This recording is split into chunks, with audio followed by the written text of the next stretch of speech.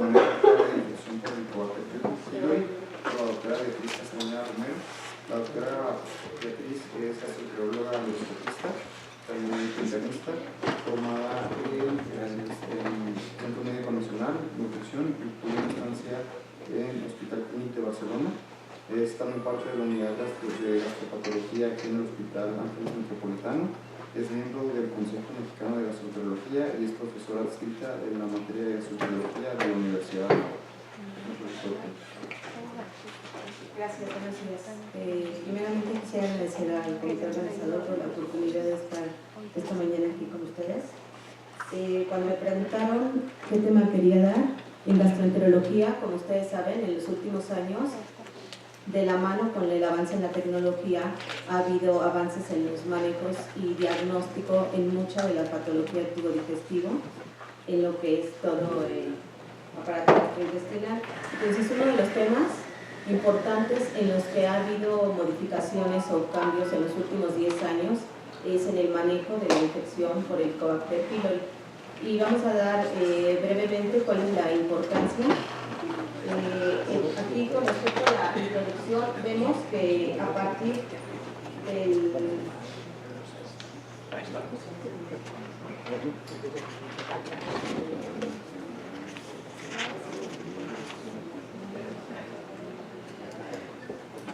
A partir del descubrimiento en 1983 por estos doctores australianos que reportaron por primera vez la presencia de un bacilo gram negativo adyacente al epitelio gástrico de pacientes con gastritis crónica, ha habido una serie de cambios en los últimos años que han determinado la importancia de este tipo de infección. Entonces, a partir de la identificación, el diagnóstico y tratamiento, sobre todo de las enfermedades del tracto digestivo alto, ha cambiado en una forma dramática. La colonización por el Helicobacter pylori es una importante causa de morbilidad y mortalidad a lo largo de todo el mundo, como vamos a ver más adelante, y un papel muy importante es que cada vez se ha reconocido más el papel que juega el Helicobacter en el desarrollo del cáncer gástrico.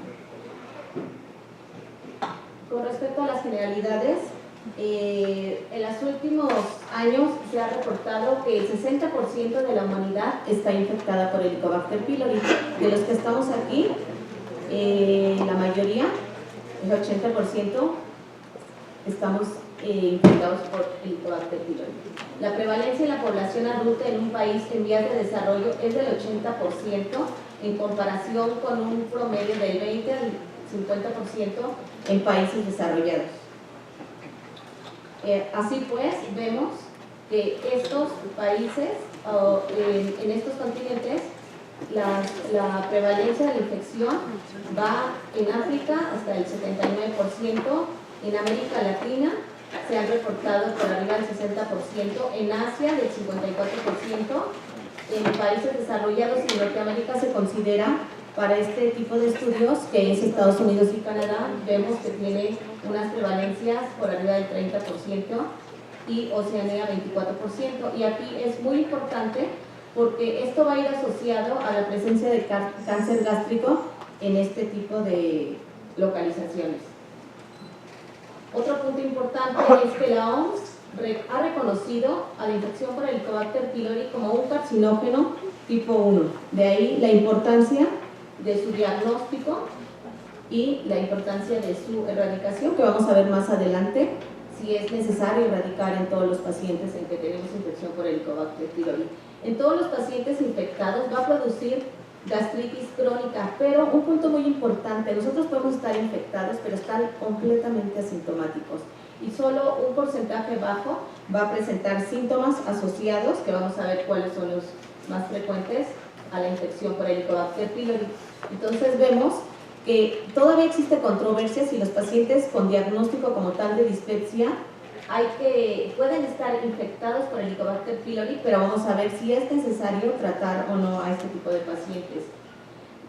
Un grupo muy importante en lo que sí se ha encontrado una asociación y que ha modificado diametralmente el manejo es en aquellos pacientes con presencia de úlcera péptica y en estos de enfermedad ulcerosa péptica, que es la úlcera gástrica y la úlcera duodenal. Es donde sí se ha logrado incidir en aquellos pacientes que antes el tratamiento era completamente diferente y que ahora se ha atribuido a que en una forma muy importante es un proceso infeccioso asociado al Helicobacter pylori.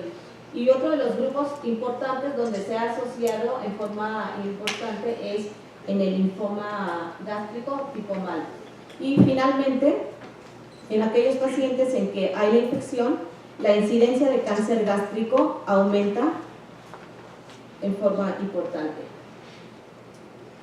Hay otro tipo de patologías donde se ha asociado la infección por Helicobacter pylori que son extragástricos, y uno muy importante son aquellos pacientes con anemias por deficiencia de hierro, en los cuales se ha visto que estos pacientes responden mejor al tratamiento hematológico una vez que hemos hecho erradicación por Helicobacter pylori. Entonces es importante considerar en todos aquellos pacientes que tengamos con anemias la probabilidad de que este paciente pueda estar infectado por Helicobacter pylori, que este va a modificar tanto la absorción de hierro como las pérdidas sanguíneas y que explicarían parte de la patología. Otra entidad muy importante que también desde el punto de vista hematológico se ha asociado a la infección por Helicobacter pylori es la púrpura trombocitopénica autoinmune. Es decir, en estos pacientes el hematólogo los estudia, pero muchos de estos pacientes la púrpura se va a asociar a una infección por Helicobacter pylori. La anemia por deficiencia de B12 también es otra patología que está aceptada que puede asociarse a la infección por Helicobacter pylori. Globalmente, solo el 20% de los pacientes infectados tendrá alguna de las enfermedades asociadas. El resto vamos a ser portadores de esta infección sin tener ninguna manifestación. Lo que comentábamos con respecto a la epidemiología, que es muy importante, se ve que en el mundo más de 4.000 millones de personas tienen la bacteria, de los cuales un porcentaje importante desconoce que es portador de esta infección. De ellos, el 10% va a poder desarrollar enfermedad ulcerosa péptica, 10% van a ser portadores de dispepsia y que están infectados, y menos de 1 o 2% será diagnosticado por cáncer gástrico en este tipo de pacientes. Entonces, esta enfermedad actualmente se reconoce como la enfermedad bacteriana crónica más común en el mundo. En México esta infección es frecuente y lo que les comentaba al inicio de la charla, el 80% de la población tiene anticuerpos para Helicobacter pylori. La infección de Helicobacter pylori puede ser adquirida a través de estas vías, que es vías fecal-oral, oral-oral o gástrica-oral. Aparentemente la transmisión ocurre principalmente dentro de la familia y se adquiere durante la infancia temprana. Como vamos a ver más adelante, lo explicaremos. Los factores de riesgo para adquirir la infección incluyen un bajo nivel socioeconómico, un aumento en el número de hermanos, estos son estudios que se han realizado, y tener un padre infectado, principalmente la madre infectada, que da de comer al niño, comparte la cuchara. Entonces la transmisión que se ha aceptado es de este tipo. Se ve que la mayor de las partes es agua contaminada o alimentos contaminados con el Helicobacter. La infección por Helicobacter a nivel mundial, como vemos aquí, que puede ser del 70 al 90%, y aquí quería recalcar y llamar su atención que en México, de acuerdo a las edades, si vemos la prevalencia de la infección es muy alta, incluso a edades tempranas. Como veremos más adelante, la adquisición nos marca que hay niños, que la mitad de los niños ya están infectados por Helicobacter pylori. Este es un estudio muy interesante que fue realizado por el doctor Javier Torres, que es uno de los que más ha estudiado en México la asociación de infección por Helicobacter pylori y cáncer gástrico en muestras de 12.000 pacientes se ha encontrado, y aquí hay que llamar su atención sobre la edad de adquisición. Entonces, si ustedes ven niños muy pequeños, a edades muy tempranas, ya el 20% está infectado por Helicobacter pylori, ¿sí? A medida que va pasando el tiempo, vamos viendo que los adolescentes, el 50% de los adolescentes se infecta también por Helicobacter pylori, y esto se va incrementando con la edad, siendo así que en la mayoría de pacientes adultos y en edades mayores, casi el 80% estamos infectados por Helicobacter pylori.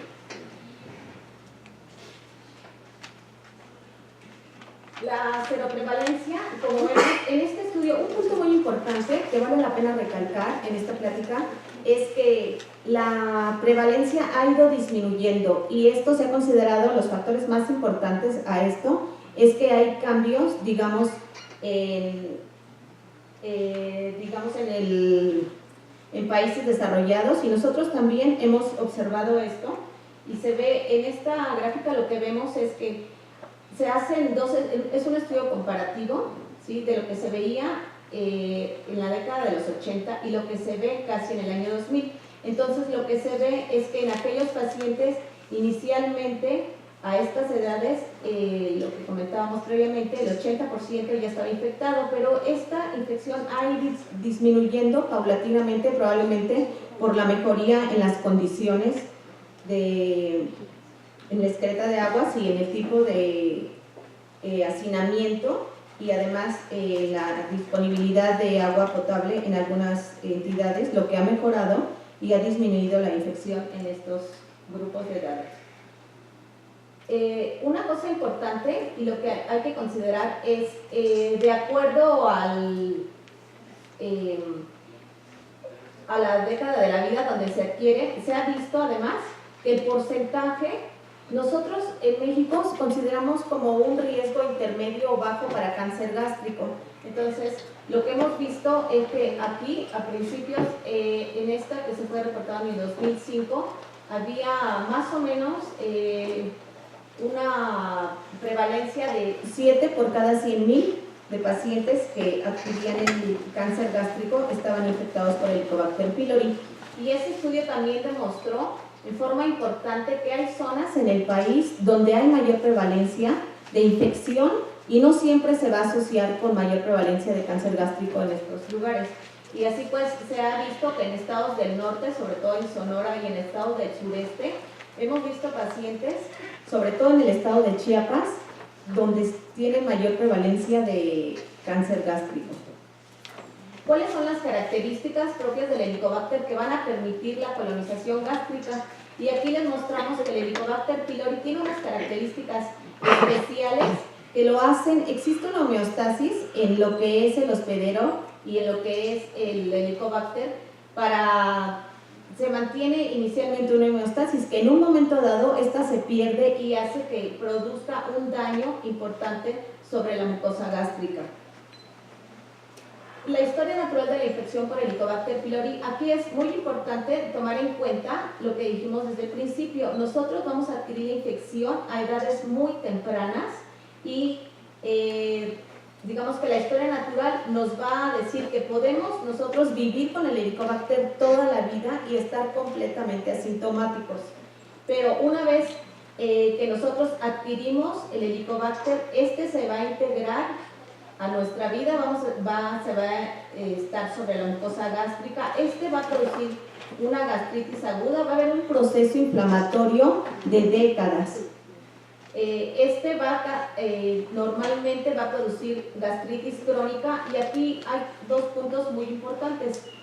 Es necesario ver dónde está localizado la infección por el Helicobacter pylori. Normalmente está predominantemente en el antro y se asocia a procesos de hipersecreción de ácido, lo que condiciona lo que habíamos mencionado, la presencia ya sea de úlcera gástrica o úlcero duodenal a este nivel. ¿Y qué pasa cuando la localización es predominantemente en el cuerpo? Se asocia a estados de hipocloridia.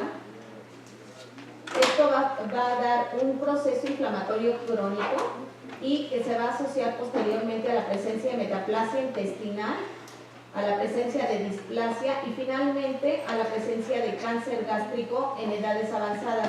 Y este es un problema porque normalmente si nosotros no pensamos que el paciente puede estar infectado, esto va a ser la historia natural de la enfermedad hasta que llegan en etapas muy avanzadas que el diagnóstico se hace en forma tardía, donde hay muy poco que ofrecerle al paciente y el pronóstico es muy malo. Y lo comentábamos, entonces, estas dos opciones y una que el paciente va a tener una inflamación crónica por mucho tiempo va a condicionar una gastritis, pero característicamente es una gastritis no atrófica, como es en este otro caso, y el paciente puede estar completamente asintomático.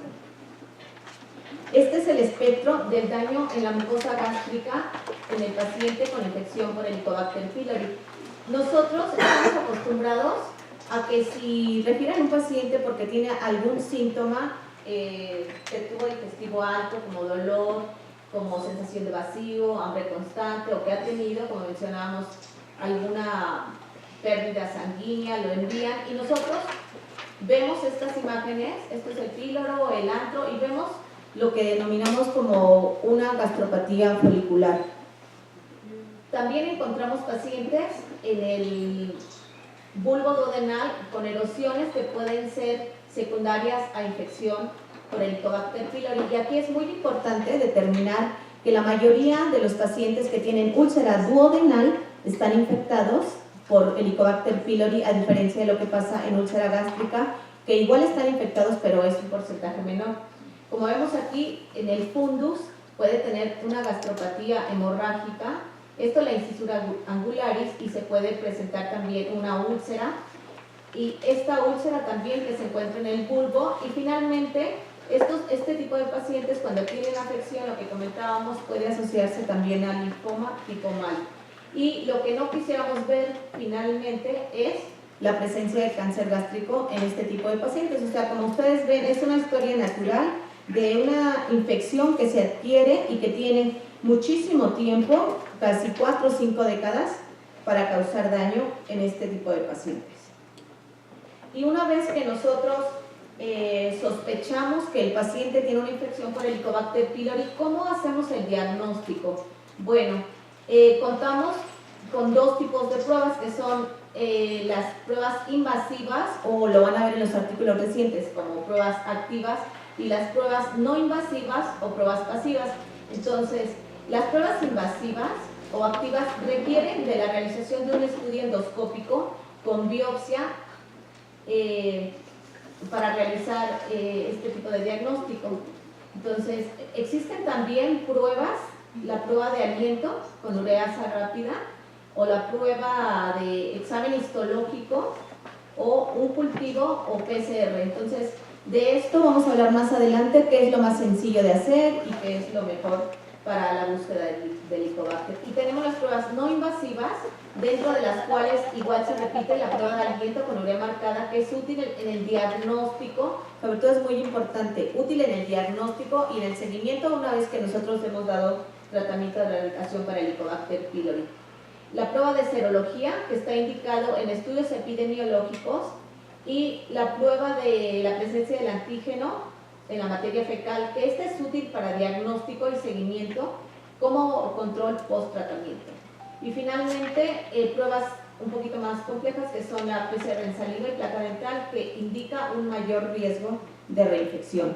Y vamos a ver en la siguiente tabla cuáles son la sensibilidad y la especificidad para este tipo de pruebas.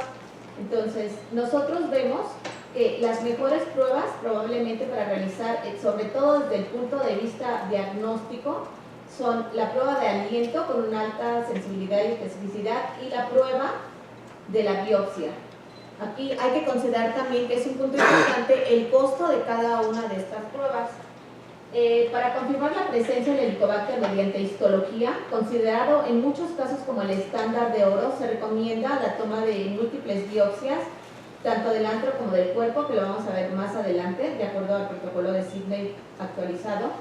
Y esta tiene la ventaja de que posee información adicional sobre el grado de inflamación de la mucosa, la presencia de metaplasia intestinal, que es muy importante en este tipo de pacientes, la presencia de gastritis atrófica, y si hay datos que sugieran un linfoma tipo mal en este tipo de pacientes.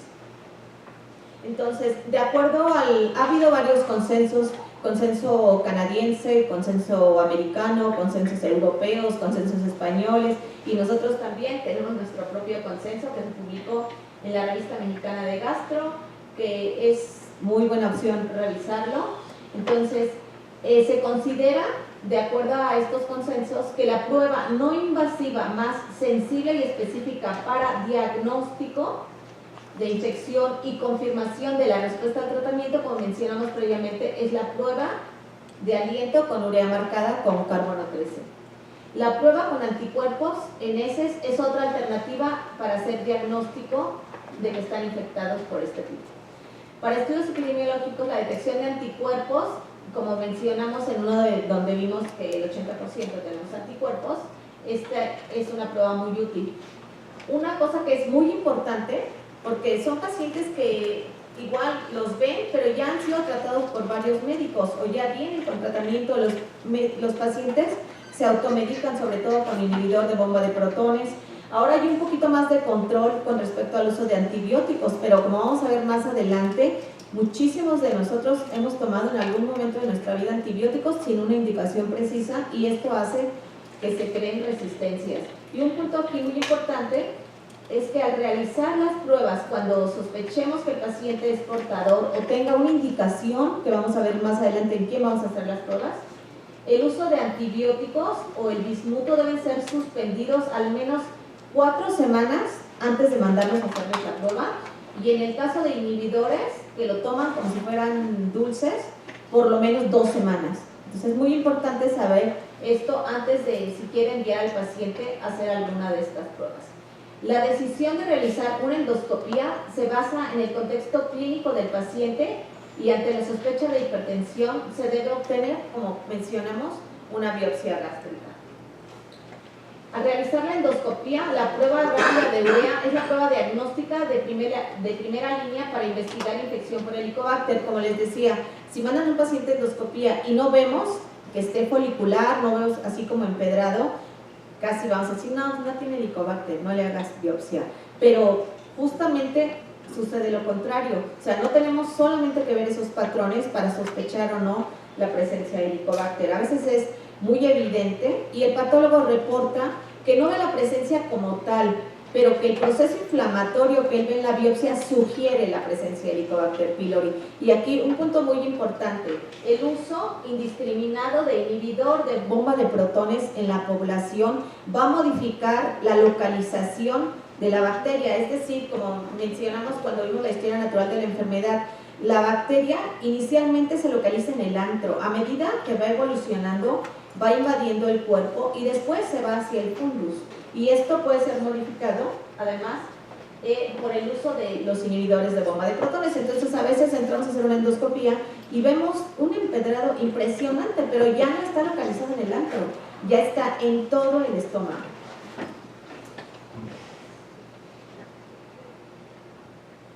Entonces, esto lo habíamos mencionado. Para evaluar adecuadamente la gastritis, atrofia o metaplasia intestinal por el Helicobacter se deben obtener muestras de acuerdo al protocolo de Sidney actualizado mediante estudio de endoscopía. Entonces, este es el protocolo de Sidney modificado. Hay que tomar 2 biopsias al menos del cuerpo, 2 biopsias de la incisura angularis y 2 biopsias del antro. Y el patólogo tiene que estar muy familiarizado con los hallazgos y nosotros decir si se pueden enviar por frascos en separado es mucho mejor para que el patólogo establezca el grado de inflamación y la localización de la biopsia y nos pueda orientar acerca de la patología, y sobre todo porque de lo que uno tiene miedo es decir, pues si tengo infección por Helicobacter me va a dar cáncer, ese es el problema, y no es así, para que no se queden con esa idea, pero sí es importante tenerlo en cuenta. Y sobre todo, vamos a ver, una vez que nosotros utilizamos pruebas diagnósticas o que el paciente es referido, porque pasa mucho que al paciente le hacen pruebas y lo mandan y dicen, no, pues tiene Helicobacter para que le den tratamiento. Entonces, ¿qué pacientes realmente deben recibir tratamiento? Entonces, se debe ofrecer el tratamiento a todos los pacientes en que se diagnostique la infección, especialmente en estas condiciones. Como habíamos dicho desde el principio, la enfermedad ulcerosa péptica, que puede ser aquellos pacientes que tienen antecedente o historia o que en ese momento tienen una úlcera gástrica o duodenal, son pacientes que son candidatos a recibir este tipo de tratamiento. En la dispepsia no investigada en pacientes menores de 55 años, para guías americanas, para guías europeas y para nosotros, y para las guías americanas, ellos ponen menos de 55 o 60 años sin signos de alarma. ¿sí? Entonces, por ejemplo, es diferente si nosotros tenemos un paciente que tenga esa edad, pero que tiene pérdida de peso, que está con melena o que tuvo hematemesis. Ese paciente debe recibir tratamiento, pero antes de recibirlo hay que estar seguros de que no tiene un problema más avanzado a nivel del estómago. Este es un tema de controversia, porque tenemos pacientes que dicen, es que tomo ranitidina y se me quita la inflamación, se me quita el estreñimiento, o estoy todo el tiempo con reflujo. Tienen datos que sugieren dispepsia, pero no se ha asociado al 100% que estos pacientes deben recibir tratamientos. Hay que estudiarlos bien y hay que establecer un diagnóstico en este tipo de pacientes. Pacientes que tienen antecedente de úlcera gástrica, pero que van a recibir en forma continua la indicación para uso de AINES o de ácido acetil salicílico en forma. Y esto es muy importante. Nosotros siempre hay como una relación importante entre el gastroenterólogo y el cardiólogo. Entonces yo no le voy a quitar la aspirina al paciente porque si no me van a echar la culpa que se infartó o que le dio el EBC o que tuvo algún problema. Entonces yo no me puedo meter con eso, pero si el paciente tiene que recibir aspirina, entonces este paciente puede ser candidato a que veamos si tiene o no tiene la infección por Helicobacter pylori y que demos tratamiento de erradicación. Una cosa que no está en esta tabla, pero que es muy importante y que lo vemos también actualmente, son en aquellos pacientes que hacen cirugía para obesidad y nos piden que hagamos una endoscopía, que quieren ver antes de hacer la cirugía que el paciente no esté infectado, porque han visto, ahora se ha visto que cuando hacen este tipo de cirugías, donde hacen las uniones, los pacientes desarrollan úlcera, no sabían que el paciente estaba infectado. Entonces es un grupo también que hay que considerar. Otro grupo que ya mencionamos, en pacientes con linfoma tipo MAL, y en este es un punto importante porque se ha visto que una vez que se da tratamiento y se erradica la bacteria, la curación del linfoma es mejor en este tipo de pacientes. Aquellos pacientes en los que se ha hecho una resección quirúrgica o endoscópica de cáncer gástrico deben recibir tratamiento de erradicación. Y este punto es muy importante, que vale la pena recalcarlo, en pacientes de primer grado con antecedente de un familiar directo con cáncer gástrico. Y muchas veces hemos visto casos donde se había muerto el hermano de cáncer, nadie les dijo a los familiares que se tenía que hacer una endoscopía o que se tenía que hacer una prueba para ver si eran portadores también del Helicobacter, y 4 o 5 años después llega otro familiar directo con cáncer gástrico. Entonces es un grupo que tiene que establecerse si es portador o no y dar tratamiento. Aquellos pacientes que tienen antecedente de atrofia de mucosa gástrica o metaplasia intestinal también deben recibir tratamiento, por lo que vimos en la historia natural de que estos pacientes pueden desarrollar cáncer gástrico. Aquellos pacientes, que esto lo hemos mencionado, los grupos hematológicos también deben recibir tratamiento para el Helicobacter. ¿Y qué dice el consenso mexicano? ¿A quién debemos tratar? Esto ya lo habíamos mencionado. México es un país considerado con un perfil de riesgo de adenocarcinoma gástrico asociado de nivel intermedio a bajo. Actualmente se considera que 8 o 9 casos por cada 100.000 habitantes. ¿A quién debemos tratar entonces? Ellos consideran estos 3 grupos que son importantes. En individuos con antecedentes de adenocarcinoma gástrico en familiares de primer grado se recomienda establecer el diagnóstico y si este es positivo ofrecer tratamiento. Algunas otras guías dicen que si eres un familiar pero no tienes ningún síntoma, aunque tengas el Helicobacter, no les den tratamiento. Aquí se considera que son pacientes que son candidatos a ofrecer algún tipo de tratamiento, como veremos posteriormente. En los pacientes con dispepsia no investigada, que esto ya lo hemos comentado, se recomienda la estrategia de buscar y tratar como primera opción, incluso antes de iniciar omeprazoles, procinéticos, incluso antes de mandar a la endoscopía. Se considera que este es un grupo que si tiene una prueba positiva, sobre todo una prueba en aliento o en heces, se puede dar tratamiento de erradicación.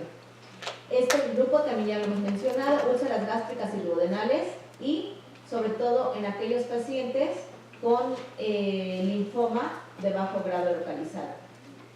Y esto también ya lo hemos comentado, los grupos hematológicos, existe evidencia de la asociación entre anemia por deficiencia de hierro y púrpura trombocitopénica.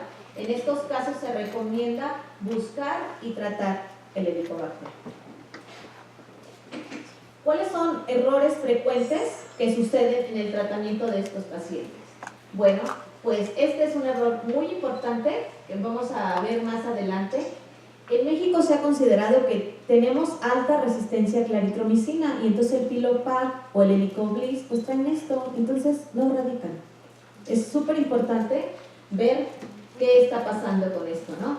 Repetir y viene y le dan Pilopac y cuesta 1,000 pesos cada caja y le dicen que son 7 días y la otra caja otros 1,000, que son 2,000, son 14 días. Pero resulta que no le vuelven a hacer la prueba. Se esperan 4 semanas, como dijimos, le vuelven a decir, pues sigue infectado, pues ahora le doy Helicoblis. Y así se la van llevando, ¿no? Entonces, es súper importante que estos son errores frecuentes en el tratamiento. Si ese paciente no respondió a eso, entonces debemos usar otro tipo de alternativas. No hay que volver a repetir el mismo tratamiento.